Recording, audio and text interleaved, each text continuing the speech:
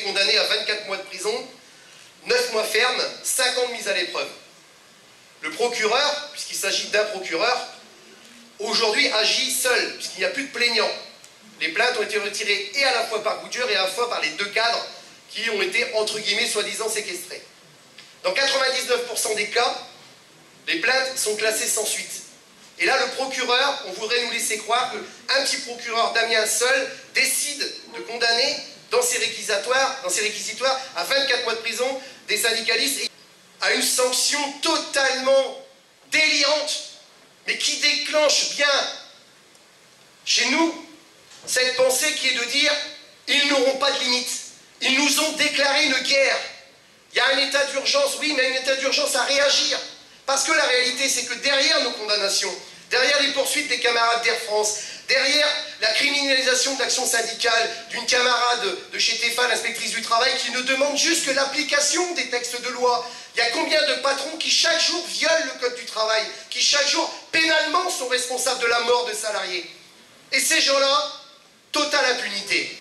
La réalité, c'est que nos condamnations, à nous tous, elles cachent en réalité un vrai problème de fond. C'est que le gouvernement actuel, avec le MEDEF, sont en train d'opérer un virage hyper impressionnant.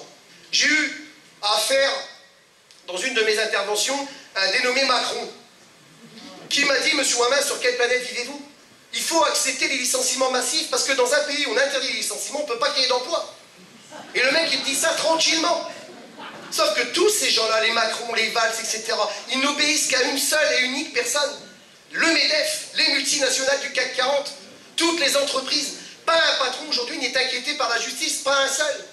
Et aujourd'hui, on voudrait laisser croire à la France que ceux qui luttent, ceux qui ont le malheur de relever la tête, dignement, sans enfreindre les règles de loi, deviennent de dangereux criminels qu'il faut absolument empêcher de mettre en œuvre cette politique qui vise à mettre les gens dans la rue pour interdire ces licenciements dans des grands groupes qui font des profits. Et maintenant, on veut aller plus loin, nous foutre en tôle pour qu'on ferme définitivement notre gueule. Et la prochaine étape, c'est quoi? C'est les pelotons d'exécution?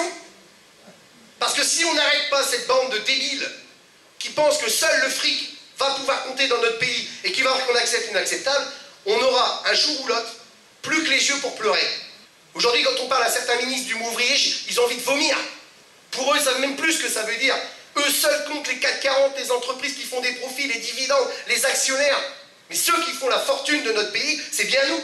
C'est pas ceux qui nous exploitent au quotidien.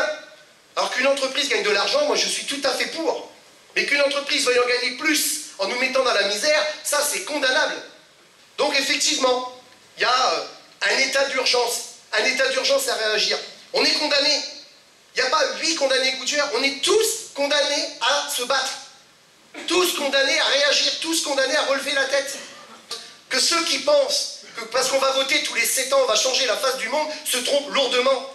Dans les semaines à venir ou les mois à venir, il va y avoir des candidatures de partout qui vont venir nous promettre des lendemains meilleurs, des candidats qui vont dire « j'ai peut-être pas fait ça, mais je pouvais pas, ne vous inquiétez pas, je ferai autrement ». La réalité aujourd'hui, c'est que ceux qui sont au pouvoir n'ont plus de légitimité, parce qu'ils n'appliquent pas la politique qu'ils avaient promise, et qu'ensuite aujourd'hui le gouvernement a complètement changé, en forme et en fond.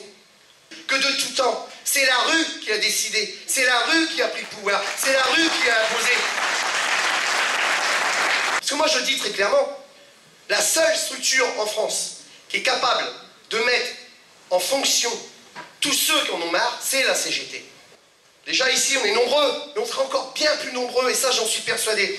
Vous savez, je pense que ceux qui pensent que les Français vont accepter d'être traités comme des moins que rien, et que ceux qui relèvent la tête, on va leur couper sans que les autres réagissent, se sont lourdement trompés. Ils nous ont déclaré la guerre, on va leur la donner. Avec les moyens légaux, puisqu'il existe des moyens légaux, prendre la rue et l'occuper, c'est légal. Par contre, je garantis qu'ils vont avoir des problèmes. Moi, je tenais sincèrement à vous remercier du fond du cœur. Ça me fait plaisir de venir vous voir, et j'espère pouvoir revenir vous voir, et je vous verrai dans la rue très prochainement. S'il y a des camarades qui veulent faire un peu de pognon, avec mon camarade d'Air France, il y a une usine à créer. Une usine de textile pour faire des chemises en Kevlar. Pour permettre aux DRH de ne pas finir à poil à la fin des réunions. Ça coûtera bonbon, mais ils ont les moyens, donc on peut créer une scope, hein, si tu veux, aimer. Et on fait des chemises en Kevlar, toutes couleurs. Rouge, principalement. Voilà, donc je voulais finir sur une petite blague, mais clairement, moi je crois que très sincèrement, ils ont intérêt à avoir peur, hein, les cocos, parce que ça va mal se terminer pour eux. Les cocos qui doivent avoir peur, c'est les cocos d'en face. Hein. Nous, il y a plein de cocos qu'on aime bien. Voilà, il faut qu'on s'en aille tous conscients qu'effectivement, on est tous dans la même galère. Donc tous les camarades qui sont menacés parce qu'ils ont fait brûler du goudron, on ne peut que les encourager à en brûler encore et encore du goudron, parce que souvent, sous le goudron, il reste les pavés, camarades. Et avec quelques idées et quelques pavés, peut-être qu'on devrait y arriver. Merci à tous, et je vous dis à très bientôt, mes camarades. Merci.